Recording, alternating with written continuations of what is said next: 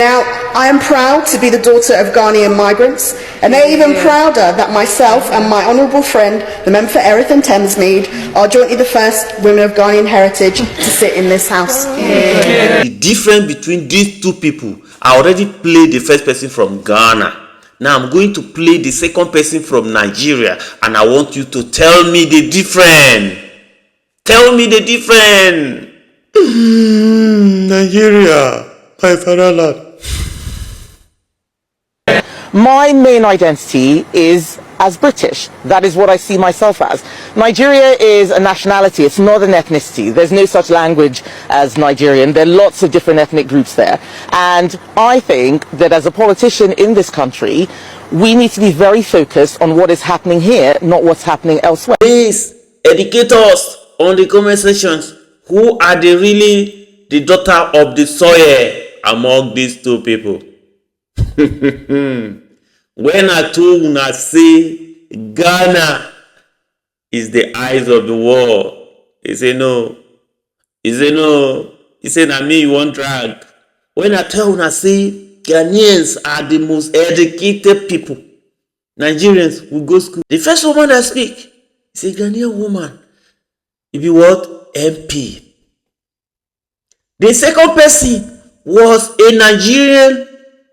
I don't know how to call her woman or lady. Let's just say if you're woman now, because if you know be woman, they don't give you that position, right? You must be married, okay? The second person was a Nigerian woman. The same position the Ghanaian woman get, where it's not bragging, it's not even, you don't go hear her on social media. Nobody even, like, she don't even value the position. But when he reach Nigerian turn, she be like she did on top of the wall. Twitter, no, they let everybody read the hear word. That's why I said, Ghanaians, Nigerians, we could not even pepper, we could not even try to compare ourselves to Ghanaian people. We not hear anything. The same position where the same position where you are heritage. Somebody already get it before you get there, but nobody hear word. Nobody here. But when you reach your turn, what happened? Social media is catching fire. Although I have a lot of video for you people. Stay tuned. God have mercy upon us.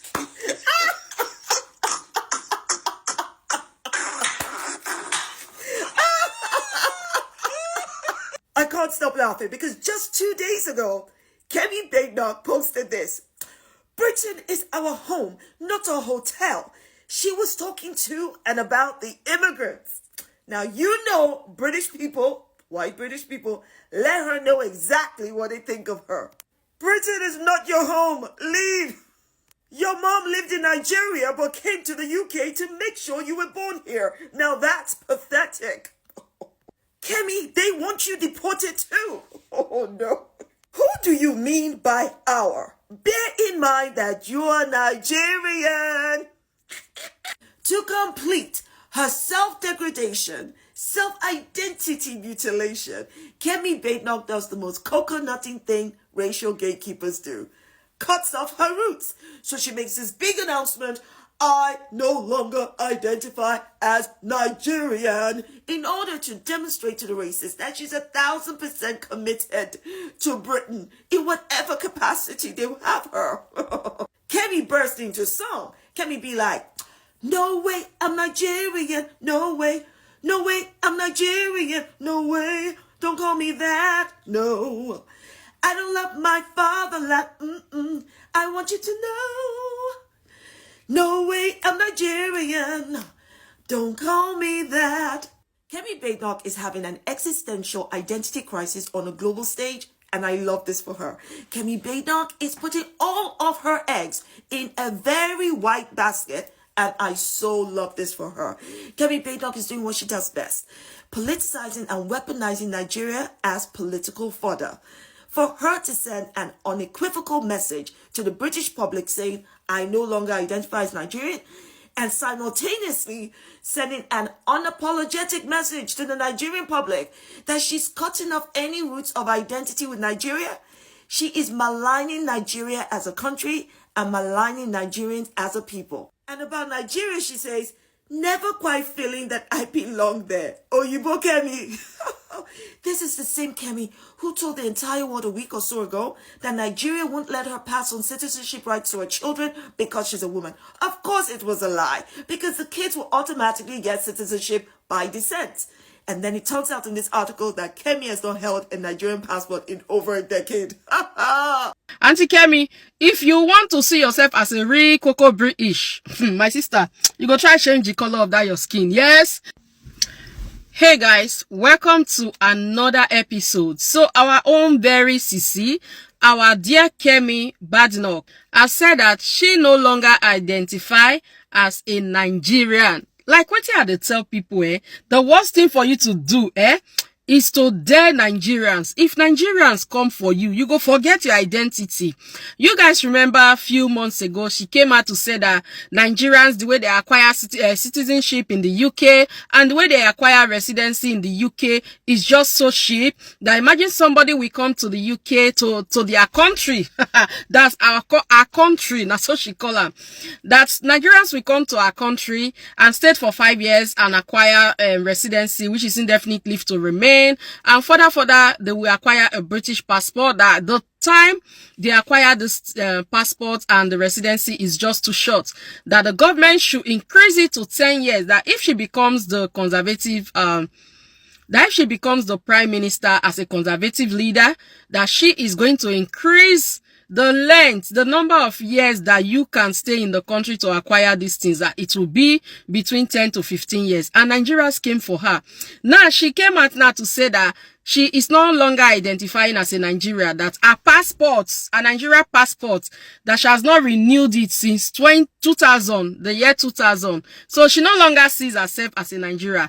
Number two, you go try change that your name, that Kemi, whether you like it or not. You see that Kemi, anybody when hear and know say na Yoruba name and are from Nigeria. Yes, West Africa. So if you want to change your identity totally, you have to do these things. Nigerians, wait till una think, make una let me. Why is it that Nigerians don't like hearing the truth? There is nothing Kemi Badenoch has said about Nigeria that is not true. When I was in Nigeria, I was kidnapped by the police in Abuja, myself and my brother, in the heart of Abuja, in Wuse 2. In Wuse 2, I was kidnapped. And these guys said, oh, well, you know that they've spoken to the Alga in the night, in the dead of the night. They drove us around the suburbs, the suburban areas of Abuja. They threw us into the trunk. I actually struggle with anxiety and and claustrophobia. They threw me into the trunk of the car, myself and my younger brother. They harassed us. They told us that they could kill us, nothing will happen. They forcefully took our ATM cards from us, went and used POS, and we drew how much? Over 500,000 naira.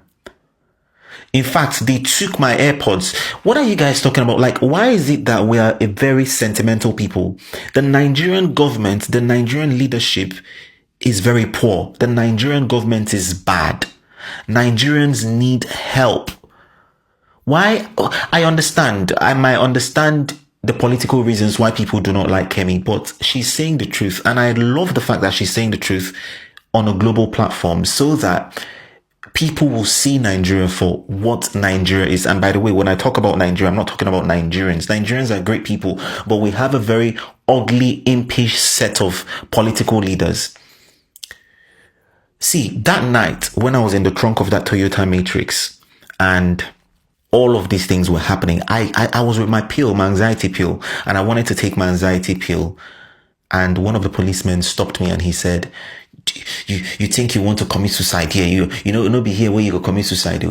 By the way, that's just one of my encounters. Have I also told you guys that a soldier in Nigeria, an army man in Nigeria, has actually said to me, we were actually in a bus. We were going to Abuja by road. That was many years ago.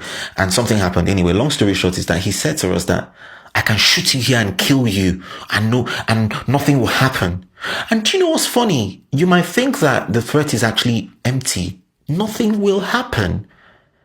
If an army man shoots you in Nigeria, if a policeman shoots you in Nigeria, nothing will happen because they can frame you for being a thief. They can frame that you had drugs or, you did something. It is ridiculous. After that experience in Nigeria, I palpitate. I'm always suffering heart palpitations whenever I see the police. Because the police in Nigeria can the police in Nigeria can bully you just because you look good. How did you get the money to buy this phone? They've carried my friend. They've arrested my friend, who's a music producer, because he had a laptop.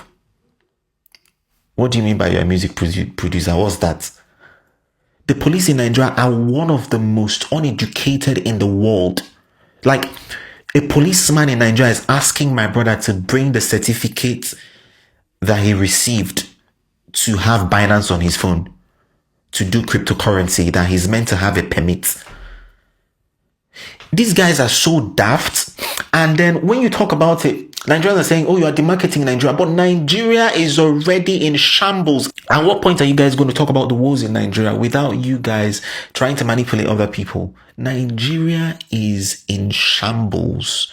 In Nigeria, I feared the security agencies more than I feared thieves and kidnappers. Because at least I know that the thieves and kidnappers, they are real. That's what they are. But there is no need parading yourself in police uniform, but then you do just the exact thing thieves and kidnappers will do to me. I'm talking about my experience. So when you hear some Nigerians abroad say stuff like, I can never live in Nigeria, or it's not because we don't love Nigerians. It's not because we don't love Nigeria.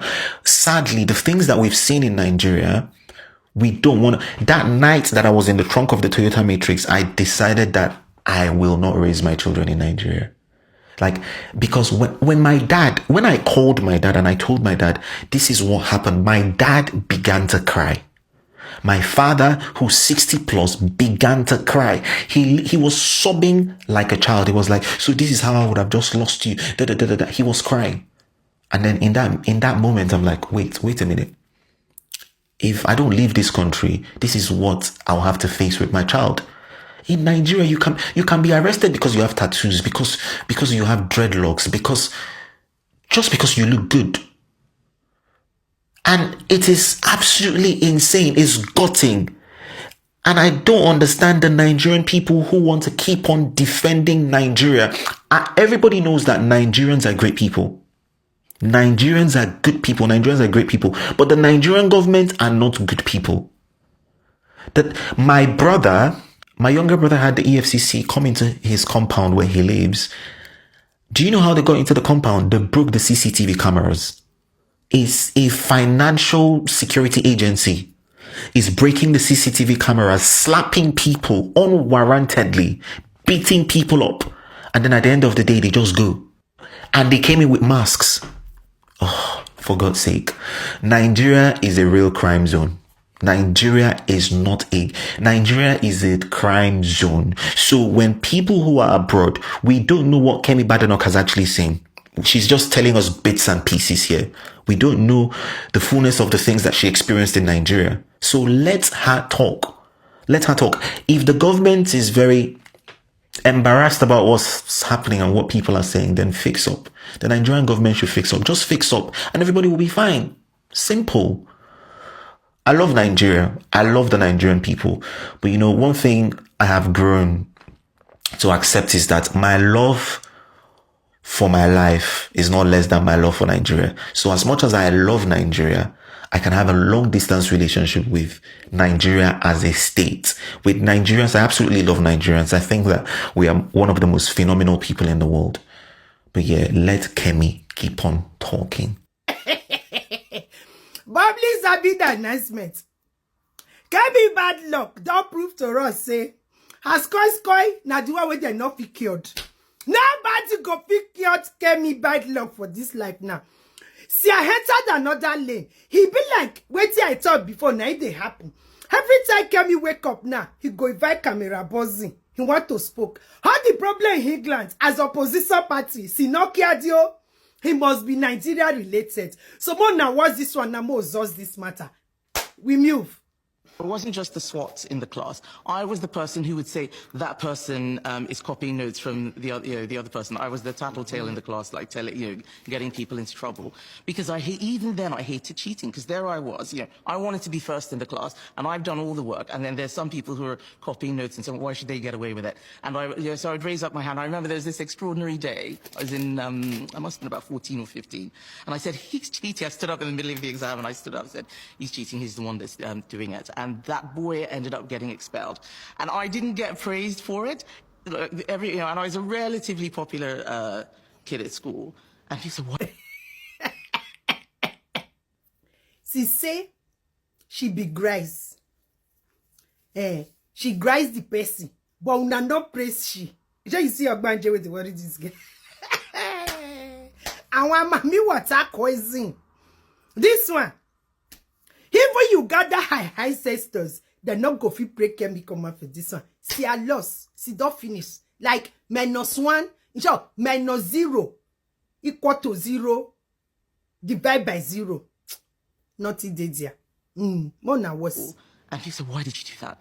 Why would you do that? And I said, because he was doing the wrong thing. And someone said, you don't belong here. That you don't know how to behave. You don't belong here. And I've heard that all my life. You don't follow the rules. You don't do what you're supposed to. You're always sticking your head above the parapet. You're too direct. You tell the truth when you don't need to tell the truth, when you should pipe down. And I didn't belong there. See, I know I made this video long, past as it's supposed long. But I too na see Kimi now. She cries una not praise her. Somebody call again, tell her, you don't belong here. See, I not belong there. Night I said that for Nigeria. On you go from here, near to go from here. Kimi get remat. If you top of here, go top of here, go top of here. But me, I they tell now. How up now when they engage with my video, now when they follow me. Man, now watch out. Till then when they go dump Kimi, now national giveaway. Now me talk, me go do giveaway. We move. Because this girl, me don't buy a contract. I not get work, yo. We see you in my next video. From next year, 2 million immigrants could automatically claim British citizenship. 2 million people. That's nearly twice the population of Birmingham. That's massive. We've introduced a deportation bill because we're committed to bringing immigration down. Back in February, we demanded Labour triple the time for new immigrants to get a British passport. They voted it down. And now they brought in some half-assed version that's not going to work. Here's what will work. Deport all foreign criminals. Mandatory age checks. No more pretending to be kids. Tougher visa rules and salary thresholds. Disapply the Human Rights Act to immigration cases. No more abusing human rights laws to dodge deportations. Make asylum support repayable. And no permanent right to stay in the UK if you've relied on benefits. Until that's law, we won't fix this. Labour should adopt it now. It's time to get tough. That's what the Conservatives' deportation bill delivers. And we're going to go further. Our country is a home, not a hotel. And if we don't defend it, no one else will. Okay, Yoruba people, please enjoy your sister. See me in my next video, and bye-bye for now. Thank you.